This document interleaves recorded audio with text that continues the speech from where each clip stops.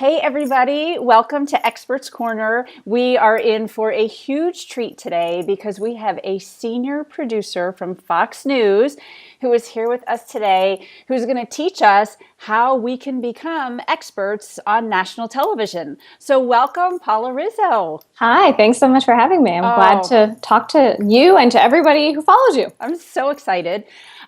So you guys know I talk about this all the time. I walk the walk and talk the talk. So I wanted to share with you how this came about and how Paula and I are here together, because I reached out to Paula on LinkedIn, which I've talked to you guys about before, but I had a different story to pitch her. It had nothing to do with me. I was helping out a friend. And lo and behold, you then reached out to me and said, hey, I guess you checked me out. So maybe you can tell what happens after somebody sends you something on LinkedIn, related to your job, kind of a pitch, but it wasn't a me pitch, it was another pitch. Yeah, sure. I mean, LinkedIn is a great place to find resources, to find the people that you want to be connecting with in the media, because otherwise, how would you find them? It's the producers are kind of hidden behind the scenes. We're sort of those, ghost writer types, and you wouldn't know us. It's not like a magazine editor where you see their name, when they publish their articles.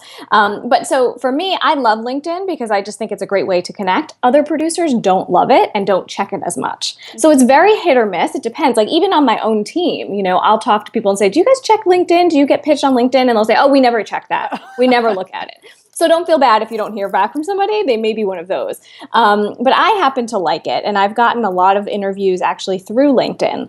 A lot of good pitches. And I always tell people, that's your pitch. When you're writing, don't just send something that says, oh, I'd like to be connected with you. Give me a little bit of info. Give me a little bit of a reason why I want to talk to you. And that's exactly what you did. So we connected that way. And I have to say that makes a person stand out when they go that extra little mile.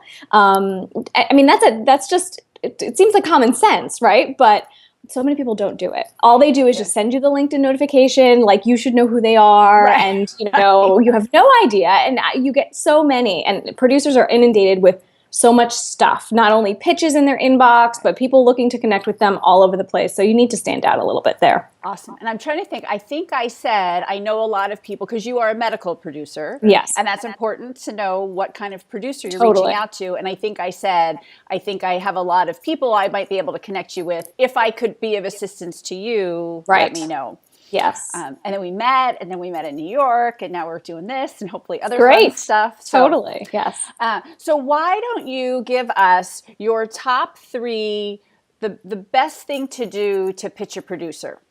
Sure. So the first thing is to really know a little bit about the producer, where she works, what kind of show she works on. So like you said, I cover health and medical news. And so pitching me things about politics or, business, whatever, it just doesn't work. And you become forgettable. And I instantly say, oh, you're just pitching to everybody. You didn't even look to see who I am or what I do. And so that's the number one thing, is to really, hone in and see, would this be an actual fit for this person and for this show? And understanding that is probably the first battle. And then after that, I'd say really understanding and knowing what the demographic is of the show that you're pitching. So that can be, vastly different depending on what your pitch is, right? So if you have one pitch that you're just like sending to everybody, and if my audience is not, moms who care about back to school lunches, which it happens to not be, I get those pitches and I throw them out, and I don't go back and say, hey, not always. Hey, that doesn't work for me. What else do you have?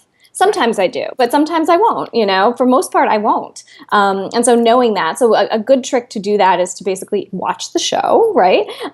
See what kind of stories that they do. But also if you watch the commercials, that's a really good way, that's an indicator of who their demographic is. That's because advertisers are really smart. They're not going to be spending money on targets that they, don't think are going to be the right person watching. They know exactly who's watching that show. It's so that's funny that you say that, because I teach that for magazines. Yes. I never thought of course that makes sense for television as well. It's true. Like think about, if I watch football a lot with my husband because he's into sports and all that. And so it's constantly like Viagra commercials and all of, because men are watching these shows. And then when you're watching, a new newscast, it's more, mom friendly or female friendly, a lot of medical stuff. That's usually what's like in that time zone. So just watch the commercials a little bit and it'll give you a little bit of insight. So that's really really, those two are really, the big two. And then I'd say when you pitch me something. Have something of real substance to pitch me. I had someone the other day who actually sent me, he's a math teacher, and he, loves math, and he just was like, what do you think of this pitch? And, could you help me out? And so I was like, sure, I'll check it out. He wasn't pitching anything. He was just pitching himself. Oh, right. He was just saying, hey, I'm an educator, and he wasn't even saying I can talk about this, or this. You have to be able to pitch yourself in a way that don't make the producer do more work, right? Don't make me say, like, I don't know what to do with you, because that's what happens all the time. I get pitches from people where they don't give me any, they'll give me a little bit of background. Here's my bio, here's my whatever. But if you don't give me an idea of what you talk best about, then I don't know what to do with you. So instead of just saying I'm a nutritionist, tell me that you're a nutritionist who works with women who want to get their pre-baby bodies back. Great. Now I know what to do with you. It's very specific. You've sent me clips that tell me that that's what you want to do. So just to be super, super specific about it. Awesome. Those are great. And what about, like, how do you find, so say you've got a last minute segment that you have to do. Where do you find your experts? It's funny, I actually do keep a lot of my old pitches. They're all in my inbox. So maybe right now I don't need something on, ginger. I don't need somebody who's an expert on ginger and natural remedies. But maybe in 2 weeks I do. And so I'll just search my email for ginger, and then I'll see who comes up. So sometimes it's good to just get your emails out there, because you never know who will get it, who will need it. Maybe not now, maybe later. Producers all rely on each other. We work in a newsroom. It's very collaborative. We'll just, yell out, does anybody know somebody who knows anything about ginger? And then somebody else will come along with an expert and that kind of thing. But we consume media just like everybody else. We read lots of magazines. We watch a lot of TV. We're constantly, listening to podcasts. Inspiration is everywhere, And so if you're an expert and you put yourself out there, chances are somebody will run across you, because producers and editors are constantly looking for new content. Okay, that's awesome. And I tell people that too a lot. If you don't hear back, and how many emails do you get in a day? Oh my God, hundreds. 500,000. Yeah, right. Yeah, so, and I tell people that if you have that subject line so you can stand out, and like you said, you keep a file, so you might not hear back, but don't get frustrated, don't give up, because it could just be a not now. And I've had lots of not nows, and I've had like a not now a year later. Yes, totally. So, it can definitely happen. Yeah, and I had a not now on national television that was probably 4 or 5 months. Well, so that's great. Don't lose hope. Yes, it's so true. And also that you mentioned the subject line, have something that's attention grabbing, for sure. We get so many subject lines that say, can I pitch you an idea for you? What do you think? And it's like, I don't have time. I'm off to the next thing. I need something that's going to catch my eye and let me know that I need to open this right now, and that my viewers really need to know. That's the big question that you need to answer every time you send a pitch is, why do I care? Me, why do I care about this pitch? Why does my audience care about this pitch? That's what you should always answer. I teach people that. I said, it's got to be entertaining for the audience. And then I always use the example of, especially for television, what could you say coming up next? Sure, like, what is that thing that's going to make you stay through the commercials? And people get paid a lot of money for that. So if you can figure that out.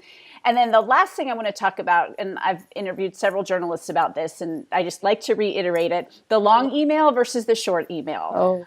What is it that you're going to read, Paula? Yes, I need, in 30 seconds, I need to be able to skim and get what you're talking about. Yeah. So I'm a big list person. Obviously, I wrote a book about lists, but bullet points, something that's like short. The other thing is that TV writing is very short and crisp and concise. And so if you speak to us in our language, you're much more likely to get noticed. We're not going to be reading, 1,000-word emails. Like, there's just no way that's happening. But if it's super short and in 30 seconds I can skim through and I get it, and if you're pitching TV, you better send a clip. You have to send a video clip of yourself. And even if you haven't done video before, you haven't done an interview, let's say, a major TV interview, send me a YouTube link of you speaking straight to camera, telling me something about what you know, right? Talking about your expertise, giving one tip or one thing. I need to see what you look like. I need to hear what you sound like, because you're not going to get booked on TV without sight unseen. It's just not going to happen. And I have heard, because you work on a recorded show, right, versus Yes. a live show. So you sometimes, like my very first television appearance was Steve Harvey, which is crazy. Like Yes, that doesn't happen really totally. to anybody. But the difference was versus a Today Show or a Good Morning America is they told us, they said, this is recorded. We don't like to edit, but Right. we can. Yes, So it's live to tape. That's Yeah. the difference too, that I tell people, don't even try to pitch live, Fox News, one of the live, Fox and Friends, Good Morning America, Today Show, because unless you have some experience on television, they probably aren't going to book you. And right? I mean, it's not a great place to start either. You don't set yourself up for success in that way. Right. They want to see. You should do local TV first. I mean, live local TV is great. That's a great place to start. And baby steps and all of that. But yeah, don't be pitching, the Today Show and Good Morning America before you've done anything before. Right. Good, because that's very important. I want people to know that.